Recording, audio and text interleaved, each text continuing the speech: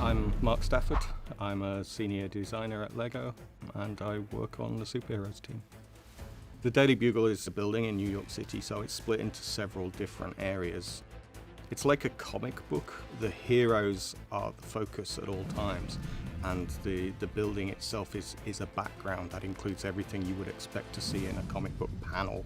So we've got the ground level with the street, and that's where Sandman is coming out of the floor and Daredevil is fighting him, and the awning over the doorway. Aunt May is arriving with wheat cakes for Peter Parker. And then the alleyways at the side have some broken boxes. If you move inside the building, there's a reception area with the security guard, and Gwen Stacy's waiting there, and you can get cans of web juice from the machine in the atrium. And then up onto the next floor is the bullpen, the famous bullpen of the Bugle, where the reporters work. And then we move up to the next floor, and this is kind of an abandoned floor, and it's where Peter Parker has made his home.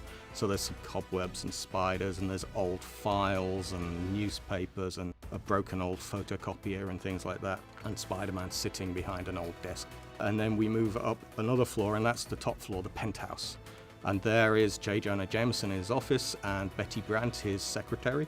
He's looking out his window at the fighting that's taking place of all of these superheroes and hating every moment of it, but at the same time looking forward to what he's going to put on the front page of the newspaper tomorrow. I'm also Mark, and I'm a graphic designer working on superheroes. So for the Daily Bugle set, we have a lot of new superheroes and villains. I also got to do a lot of the newspapers and the stickers that go in and around the buildings, such as the billboards on the outside, the newspapers that are up on the wall and placed in various areas of the Daily Bugle. There are 25 minifigures in this, and many of them are superheroes, and they're all having a great time. For the design of the figures, we kind of wanted to keep a mix of various eras. So we have characters who are very iconic, and it doesn't matter what era they are from. You'll find Carnage, who's 1990s and early 2000s character, and then we have Spider-Man himself from 1963 and Firestar from the 1970s. They all look right when you stand them next to each other, which means the graphic designers have nailed the superheroic look that's timeless. There are quite a few Easter eggs in the set.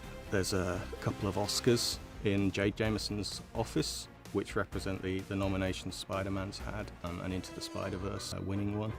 All of the characters have something regarding their backstory. So there's a magazine cover with Wilson Fisk, and that is Daredevil's arch nemesis. For Blade, we've got a reference to Morbius, because Blade is a vampire hunter, and we thought, what's he doing in New York?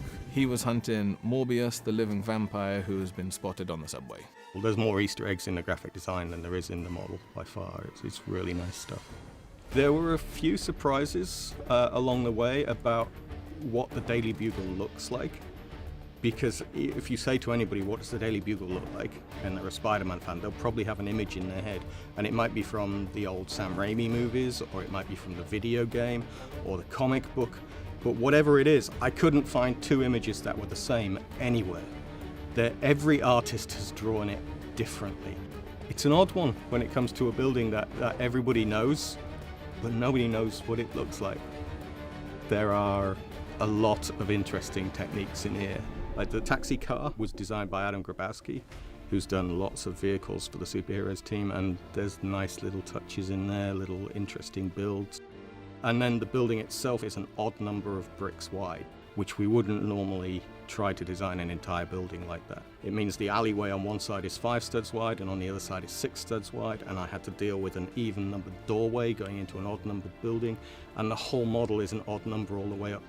There was no single technique to solve that. It was lots of little issues to solve all the way through. From the very first sketch model, I decided Green Goblin had been in the building and had caused mayhem and flying through the window. And being able to build an exploding window with something flying through the middle of it, I'm incredibly happy I managed to figure out how to do that, and that our building instructions people managed to show how to build it. One of my favorite parts to the set is the little newsstand that's at the front. I think it's just a really cute little piece of New York. The whole model is a backdrop for the heroes and the villains, so I'm really happy with the way it came out.